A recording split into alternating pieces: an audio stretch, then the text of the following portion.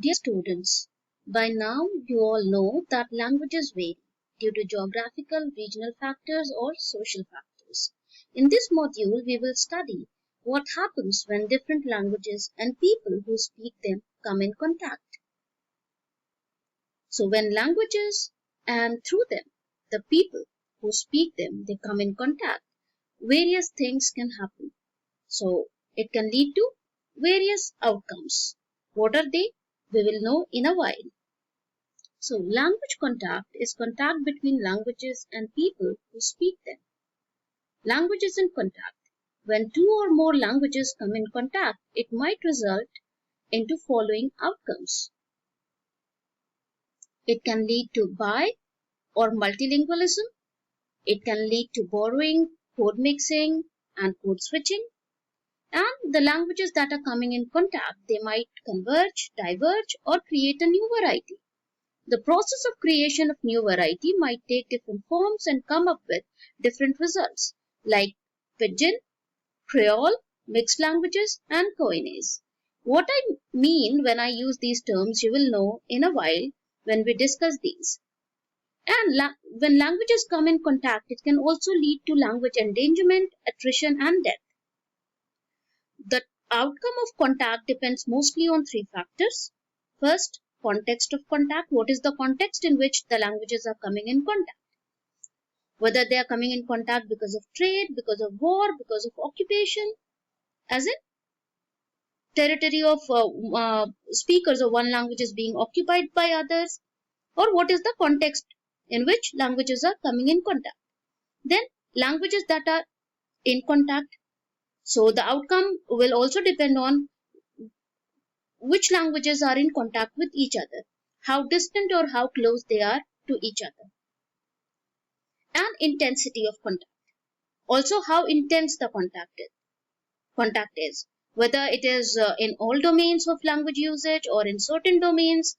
For example, whether it is only being used for administration or whether it is only being used for business transaction purposes or trade purposes. But you need to remember one thing, that the social context of contact is very important, and also how different languages that are coming in contact are being regarded by the speakers. So the issues of prestige and status and identity, all of these matter a lot when we are talking about language contact and the outcomes of the language contact. So the first context in which we are going to study language contact is the context of bilingualism and multilingualism. So what is bilingualism or multilingualism?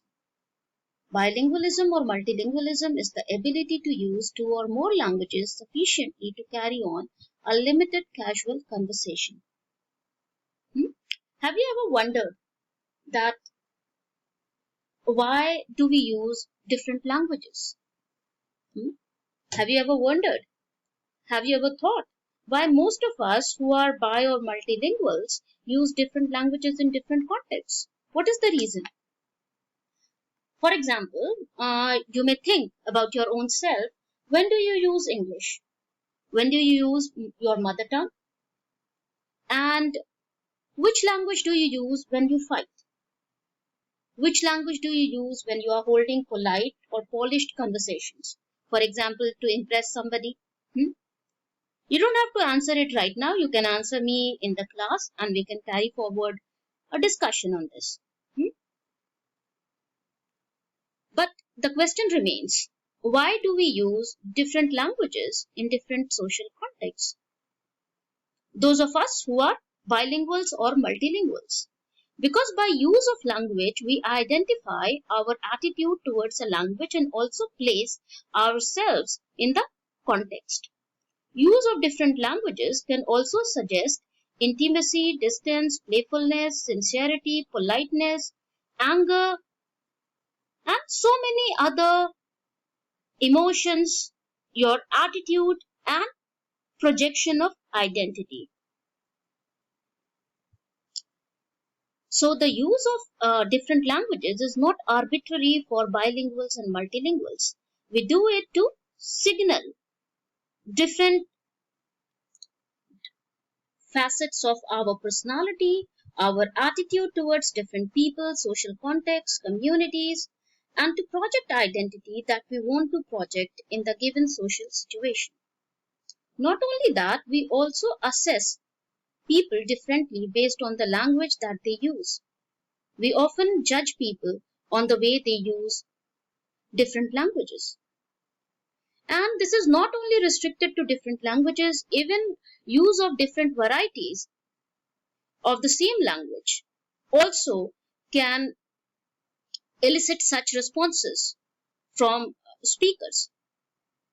For example, in a study by Howard Giles, which was conducted in 1975, it is stated that male speakers in England were rated as having higher social status when they adopted RP, that is received pronunciation. You all know about that. And RP speakers were rated more highly in terms of what Giles termed competence, ambition, intelligence, self-confidence, determination, and industriousness. While those who spoke the regional varieties, they were ranked higher on personal integrity and social attractiveness. So, how do we assess which language to use? I told you about the communication accommodation theory in the class once. So there is another model called audience design model developed by Alan Bell, which is inspired by Giles's accommodation theory. This model proposes that linguistic style shifting occurs primarily in response to a speaker's audience. The speaker chooses either to adjust towards audiences to show intimacy, solidarity, or away to show distance. For example, if you are speaking to someone whose mother tongue you know, to express closeness, you might use it, but again, social context here is important. You will only use it when the social context permits you to do so. Now coming to the question, who is not a bilingual? How will we say that somebody is not an active bilingual? So people who can only use the second language in a specialized way, for example, just for praying, cannot use it otherwise, cannot hold conversation, or somebody who can use only in a rudimentary fashion, like reading a menu card, ordering food, or being able to speak or read a few words, phrases, or sentences. Or people who have studied a second language for a few years can even read and write it a bit but cannot hold a small casual conversation. People who only use lexical borrowings in speech, lexical borrowings from some other language in the speech. So all of these people are not active bilinguals. Now, who are bilinguals? That is, who are active bilinguals? Those who can hold small conversations in a second language. Very simple. Those people who understand a language well enough to comprehend speech in it and reply in another language are passive bilinguals. So what are types of bilinguals? Traditionally, bilinguals are divided into following three categories. Subordinate bilinguals. Here, second language is acquired after the mother tongue. The bilingual knows the second language well enough to hold small talks in it, asking for directions in neighborhood, buying goods, social small talks, etc., but is not fluent in the second language. Mother tongue is used in most of the domains of language usage. Coordinate bilinguals, second language is learnt after the first mother tongue. The domain of mother tongue use are more, but second language is also used frequently in daily life. Can hold conversation easily in the second language, but the second language is not as fluent as mother tongue. Compound bilingual. Two languages acquired either simultaneously or even if second language is acquired or learnt later. The speaker has native-like proficiency in second language, is at home with both the languages, is equally fluent in both the languages. The example for the first category, that is subordinate bilinguals, would be somebody who has learnt a new language to migrate to a new place for work or study.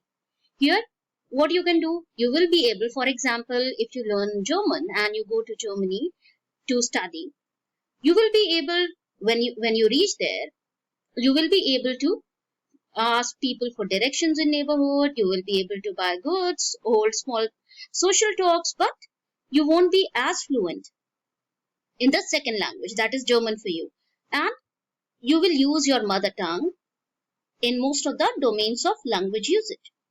You will only be using this second language when you will be in contact with people who use this language. Example for coordinate bilinguals would be a lot of people in India who use English as second language. And compound bilinguals, you will find a lot of compound bilinguals in India. For example, in India, we have a lot of people who grow up with 2 or more languages. They acquire it naturally. For example, here in Goa, you will find a lot of people who use Konkani and Marathi proficiently. They are equally proficient in both the languages. So that is being compound bilingual.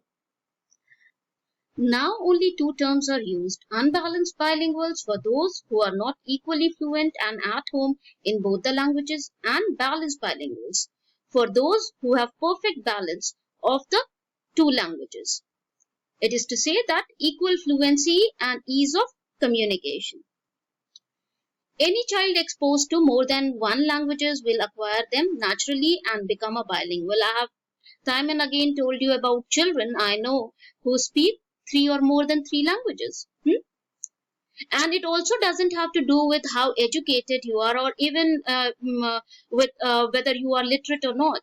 When I was a child, I used to have a rickshaw puller who used to take me from my home to my school, and that rickshaw puller was illiterate.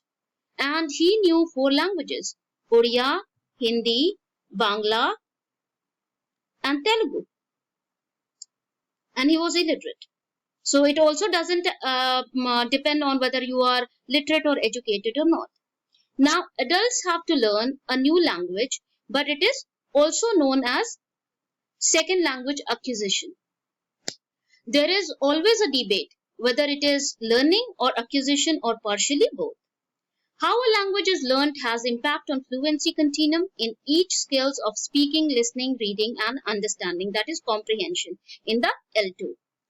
Whether learnt in school formally, at home, playground, neighborhood, job, migration, etc., it will affect the quality of skills that you will develop in each of these